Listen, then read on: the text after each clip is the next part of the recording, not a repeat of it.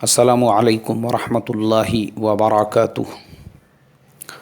محترم بھائیوں، بزرگوں اور دوستوں، یہ ہمارا اصلاح معاشرہ کا 889واں سبق ہے۔ دیکھو، ابھی سحر کا وقت ہے، زیادہ وقت کی گنجائش نہیں، اس لیے صرف 2 باتیں مجھے بولنا ہے کیونکہ آج الیکشن کا رزلٹ آنے والا ہے۔ پہلی چیز تو مسلمان نے اپنے دل میں یہ بات جما لینا چاہیے کہ قرآن میں اللہ نے فرمایا قل اللہم مالک الملک تؤتی الملک من تشاء وتنزع الملک ممن تشاء۔ بادشاہت کے مالک تو اللہ ہے، اللہ ہی جسے چاہیں گے اسے بادشاہت عطا کریں گے، ملک عطا کریں گے، ملکوں کا مالک اللہ ہے۔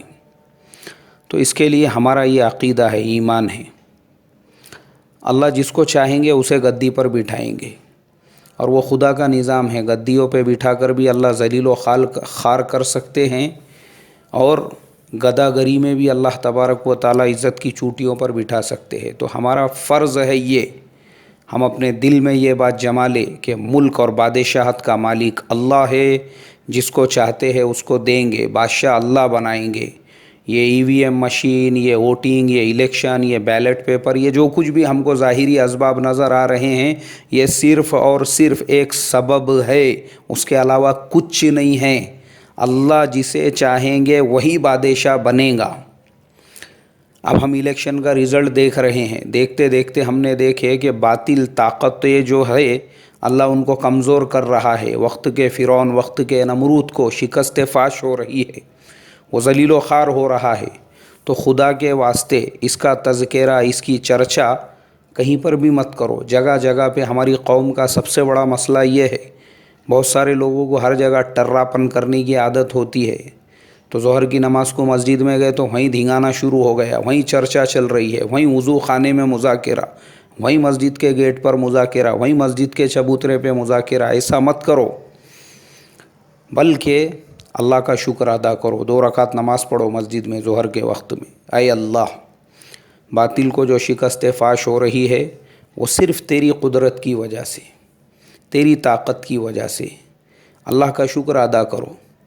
اور پھر اگر باطل کو کامیابی مل رہی ہے اور وقت کا فرعون اور وقت کا جو نمرود ہے دوبارہ سے اس کے بادشاہ بننے کے چانسز ہے، تو بھی ہم کو ڈرنے کی، گھبرانے کی کوئی ضرورت نہیں ہے۔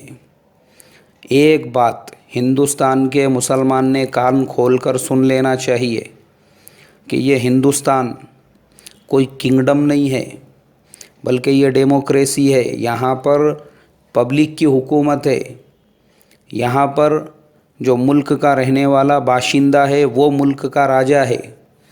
تو اس کے لیے، کیونکہ میں دیکھ رہا ہوں بہت سارے مسلمان، ان کی دل شکنی، ان میں آپس میں خوف و ہراس، ان کے اندر اس طریقے کی باتیں، ارے اگر ان کی حکومت بن گئی ایسا ہو جائیں گا، ملک کو ہندو راشٹر بنا دیں گے، ملک کو ویسا بنا۔ باپ کا مال ہے کیا؟ نہیں، باپ کا مال ہے یہ۔ ارے سمجھنا چاہیے، عقل ہونا ایک پیسے کی، کہ ملک کا جو ڈھانچہ ہے، جو کانسٹیٹیوشن ہے، وہ اتنا مضبوط ہے ہمارے ملک کا، یہ جمہوری ملک ہے یہ۔ اور میں آپ کو بتا دوں، آج کی تاریخ میں باطل کی جو حکومت ہے جتنی مضبوط ہے، اس سے پہلے کوئی بھی حکومت اتنی مضبوط نہیں تھی۔ جتنی سیٹیں آج ان کے پاس، سب کچھ ان کے پاس میں ہیں، وہ 3 طلاق کا بل نہیں پاس کر سکے۔ کیوں نہیں کر سکے؟ کیونکہ ملک کا سسٹم اتنا مضبوط ہے۔ یہاں پہ خالی کسی پارٹی کے لوک سبھا میں جیت جانے سے وہ پارٹی جیسا دل میں آئے ویسا نہیں کر سکتی۔ یہاں پہ چھوٹے سے چھوٹا بھی اگر قانون لاگو کرنا ہے تو اس کو لوک سبھا میں پاس کرنا، اس کے بعد میں راجیہ سبھا میں پاس ہونا، اس کے بعد گاڈ فادر بیٹھے ہوئے ہیں اوپر، ملک کے صدر، پریسیڈنٹ، انہوں نے سائن کرنا، اس کے بعد وہ بل پاس ہوتا ہے۔ آپ سوچو، اتنی اکثریت سب کچھ ہونے کے بعد بھی یہ 3 طلاق کا بل نہیں پاس کر سکے، کیونکہ یہاں ایک آدمی، یہاں پہ 1 مین شو والا معاملہ نہیں ہے۔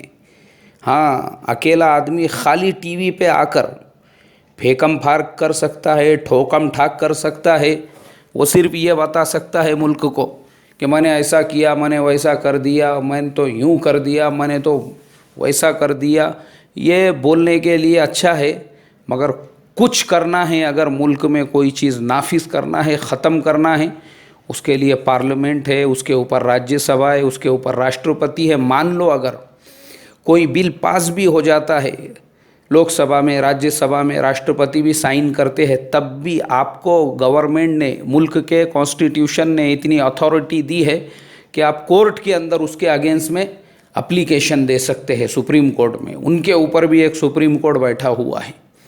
تو ہندوستان کا جو پورا سسٹم، پورا نظام جو چلتا ہے نا، وہ ایسی نہیں چلتا ہے، کوئی ایک آدمی نہیں چلاتا ہے، نیچے سے لے کے اوپر تک پورا ایک سسٹم، ایک جمہوری نظام بنا ہوا ہے۔